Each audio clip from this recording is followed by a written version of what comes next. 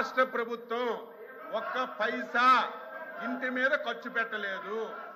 1,50,000 రూపాయలు కేంద్ర ప్రభుత్వం ఇచ్చింది. 30,000 రూపాయలు ఎన్ఆర్జీఎస్ కింద తీసుకొని కేంద్ర ప్రభుత్వం డబ్బులతోనే ఆ రోజు ఈ కథ నడిపారు తప్ప రాష్ట్ర ప్రభుత్వం నుంచి ఒక్క పైసా ఖర్చు పెట్టలేదు.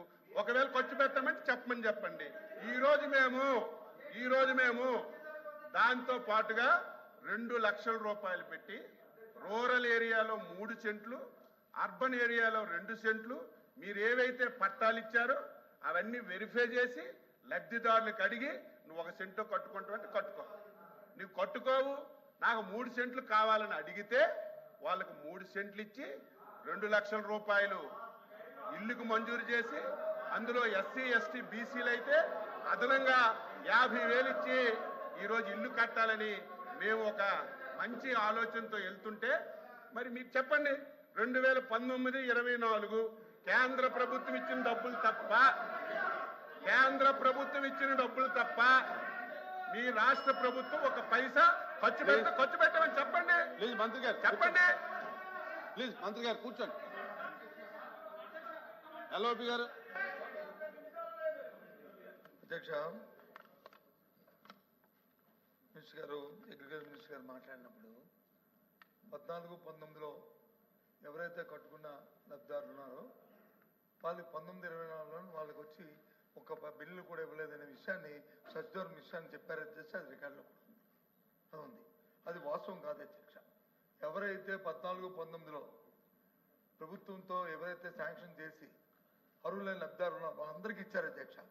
ఎవరైతే కాకుండా అర్హత లేని వాళ్ళు ఎవరైతే కట్టుకొని మాకు బిల్లు ఇవ్వాలని అక్రమంగా ఇవ్వాలని చెప్పని ఎవరైతే అడిగారో వాళ్ళకి మాత్రమే ప్రభుత్వం ఆపింది అధ్యక్ష. ఇది వాస్తవం. ఆయనకి మనసాక్షిగా తెలుసు, మాకు తెలుసు అధ్యక్ష. గ్రామాల్లోనూ కానీ ఉన్న రాజకీయ లబ్ధి కోసం, రాజకీయ ఆలోచన కోసం కట్టుకోకంటే ప్రభుత్వాన్ని ఇచ్చిమంటే ప్రభుత్వం ఇది కంటిన్యూ ప్రాసెస్ అధ్యక్ష. ఎవరైనా సార్, మీరైనా మేమైనా ఆ రోజు మీరు ఉన్నారు. ఇప్పుడు ఇది హౌసింగ్ మినిస్టర్ గారు చేస్తున్నారు. ఆయన కూడా ఉన్నారు. మనందరం డిస్కస్ చేస్తాం. మన క్యాబినెట్ లో కూడా డిస్కస్ చేస్తాం. ఏది పాప ఉన్నారని అంటే కట్టుకున్న వాళ్ళకి ఇస్తే ఎక్కడికి ఇస్తారు, ఎంతమందికి ఇస్తారు? అది వాస్తవంగా ఉన్న అక్కడ ఉన్న ప్రాక్టికల్ తప్ప ప్రభుత్వం వచ్చి దురుద్దేశంతోనో లేకపోతే రాజకీయ కక్షతోనో నేను చూశాను అధ్యక్ష. తమరు వచ్చి సమయం ఒక 5 నిమిషాలు, ఒక 2 నిమిషాలు నాకు టైం కావాలి అధ్యక్ష. ఎప్పుడు కూడా గత ప్రభుత్వంలో నా పార్టీ వాడికే నాకు సాయం చేయని చెప్పి ఎప్పుడు మా ముఖ్యమంత్రి కానీ మా ప్రభుత్వం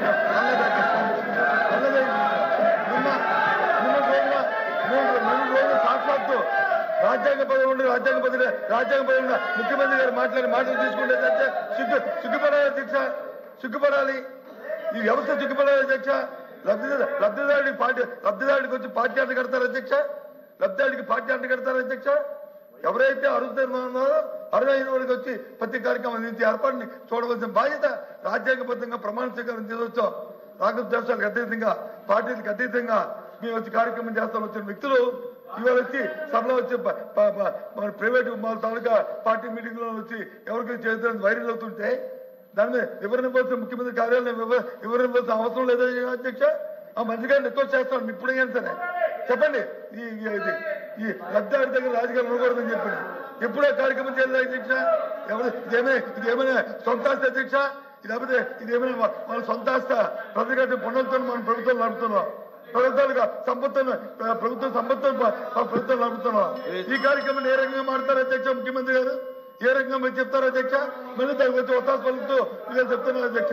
మా ప్రభుత్వంలో గత 5 సంవత్సరాల్లో రాగద్వేషాలకు అతీతంగా, పార్టీలకు అతీతంగా ఎవరైతే అర్హులు లబ్ధాడు ప్రతి అర్హులైన ప్రతి వారికి సాయం చేశాం అధ్యక్ష. అంతే తప్ప ఆలోచించుకొని ఈ ముఖ్యమంత్రి చెప్పండి.